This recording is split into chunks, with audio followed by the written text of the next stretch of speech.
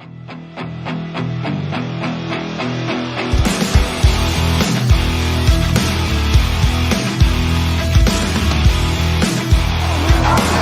a touchdown for the Hamilton Tiger Cats.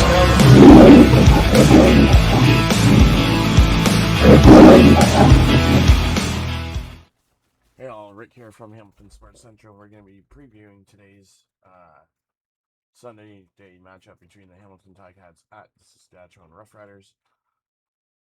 So we're going to be looking at both depth charts as well as the game news and notes. So we're going to start with Hamilton first. Left to right, we're going to be looking at wide receiver Myron Mitchell with Kenny Lawler behind him as a nationalized American. Left tackle, you have Trevor Reed. Left guard, you have Brendan Revenberg. Center, you have Liam Dobson and Chris Kolinkowski.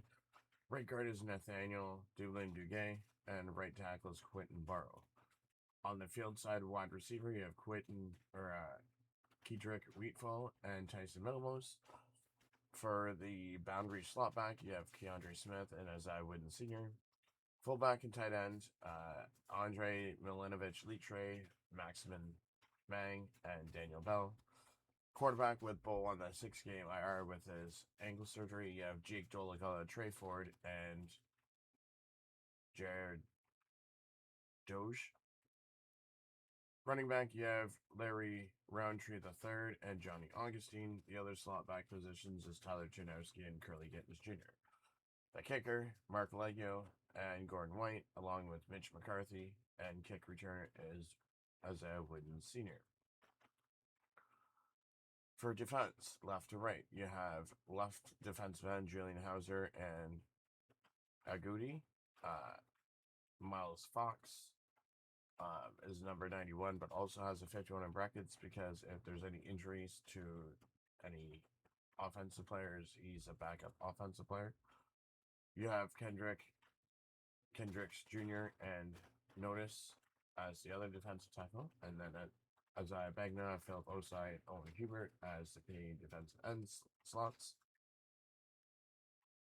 So Isaiah Bagna is the designated national, which as Philip Osai can go in for 25% of the Canadian spots. For linebackers, you have Braxton Hill and Gagnon. You have Ryan Baker, and then Winton McManus is also the nationalized American, which can go in for 25% of the defense as a Canadian. And then you have Reggie Stubblefield, and then the secondary, you have Jamal Peters, Dustin Talbert, Stavros Katratonis, Nedy Chorik as his backup, Caleb Hayes, and then Walton and Bynum as the field corner. For the Saskatchewan Roughriders, left to right, you have Keelan Johnson, Collins, Fry and Johnson, Furland, Brammer, and Yoshi Hardrick. Duncan Busby and Sexton as the wide receiver. Slot backs, you have Keon Schaefer-Baker and Mims.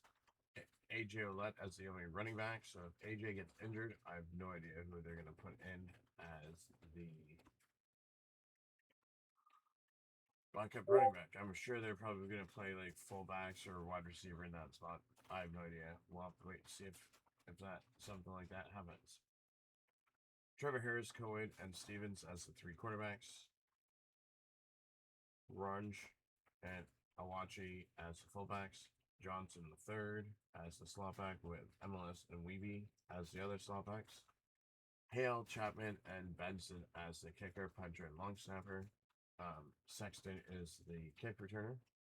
On the defense side, left to right, you have Evans and Hoskins. Sanders at defensive tackle, again in brackets, number 68, in case any other offensive linemen go down. He's the extra offensive lineman. Rose, number 59 as well, same as Sanders, backup offensive lineman.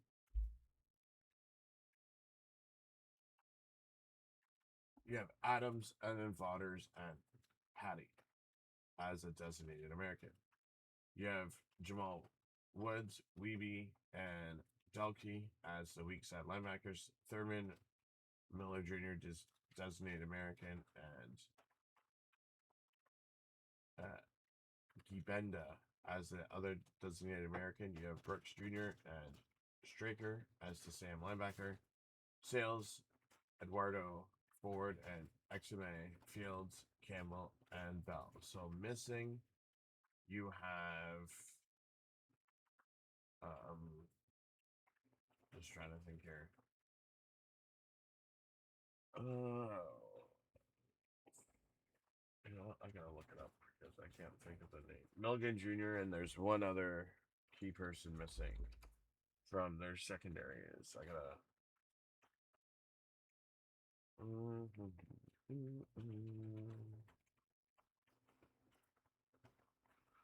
They are missing. Oh, Nelson Locumbo is the other 1 game injury. Milligan Jr. is on the 6th game. So I'm curious. When did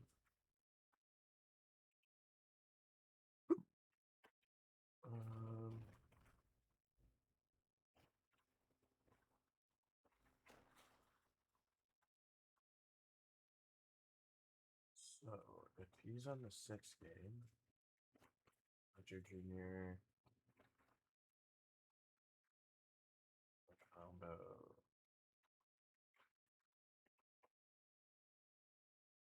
Okay, he went on June 19th. So let's look at their schedule. June 19th. So it was July. So it's just after Calgary. So 1, 2, 3, 4, 5, 6. So he had returned August 7th for Saskatchewan. So we're gonna go to the news and notes.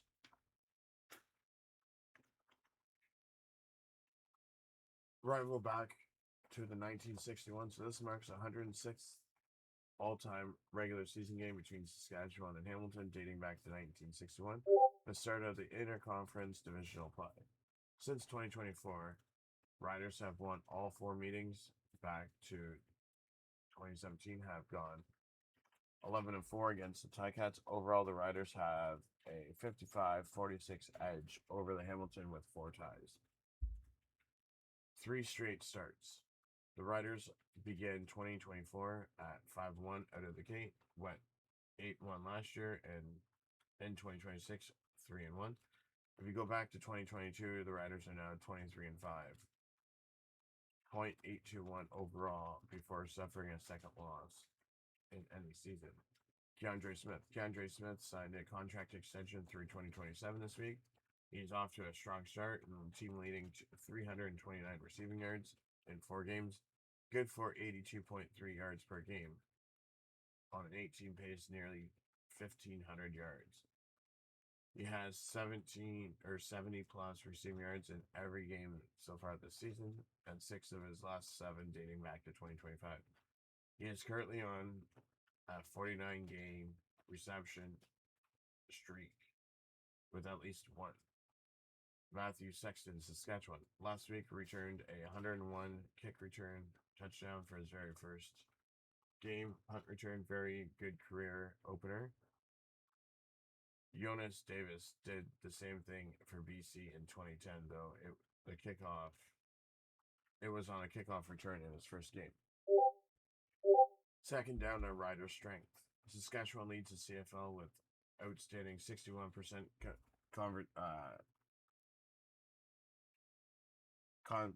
completion rate on second down, and on defense, they also are holding number 1 opponents to just under 43, the lowest in the CFL. Interesting in-game trend for Hamilton. The Ticats have yet to trail by more than 3 points in any game this season, and yet have 2 tough losses by just 1 point and 3 points in each game. However, they built a lead of 10 or more points. Milestone games. This marks the 200th in Trevor Harris's career, as well as the 100th in Wynton McManus's career. Currently, just 4 active CFL players at 200 plus games: Rene Paredes, 247, Sean White, 245, and Stanley Bryant at 237, and Bo Levi Mitchell at 211. Replacing Bo Levi Mitchell. That's going to be a challenge for any club, especially since he started the previous 30 games and 42 of the last 43 for Hamilton. The most recent quarterback to start by any player was on August 17th, 2024 by Taylor Powell. Since Mitchell joined the Ticats are 22 and 23 when he started, and 6 and 7 when other quarterbacks are at the helm. Keyshawn Johnson led the Saskatchewan with 137 receiving yards in his third 100 plus yard game in 4 outings to start the season. He is Trevor Harris's go-to target with 438 receiving yards and no fewer than 8 targets in every game. Has a 3-game streak going in with at least 1 touchdown over that span and 23 for 307 yards. Of his 23 receptions in the 3-run game, 13 were for clutch second down conversions. Kenny Lawler. Look for a breakout game in 2026. Last year he had 483 yards through 4 games. In 2026 he has just 220.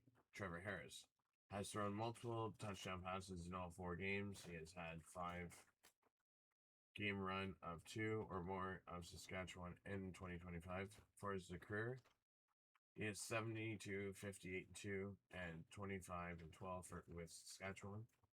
He needs just 200 or 128 yards to pass Cody Fajardo for number 6 all time in Riders passing. Harris is number 12 all time with 39,115 passing yards.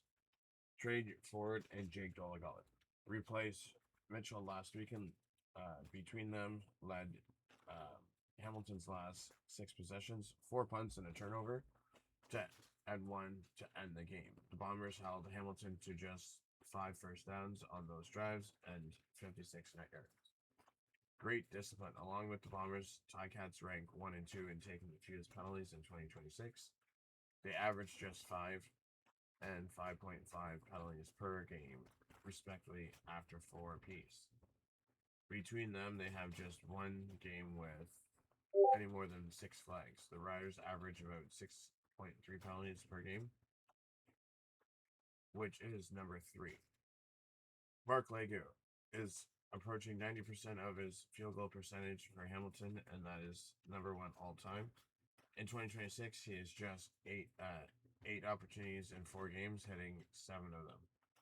Last season, he started strong, as well as going 18 for 18 early on. Jake Dolegala comes into this game with a 2-9 mark in 11 career starts.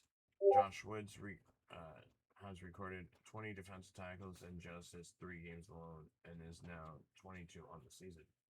Alex Hale has slowly missed a field goal attempt in each of his first 2 games and has gone 4 for 4 in the last 2 contests.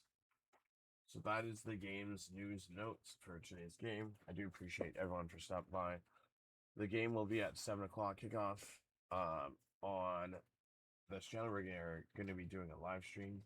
So I do appreciate everyone for stopping by. Don't forget to come out and watch the live stream with us. And have yourself a great rest of your day.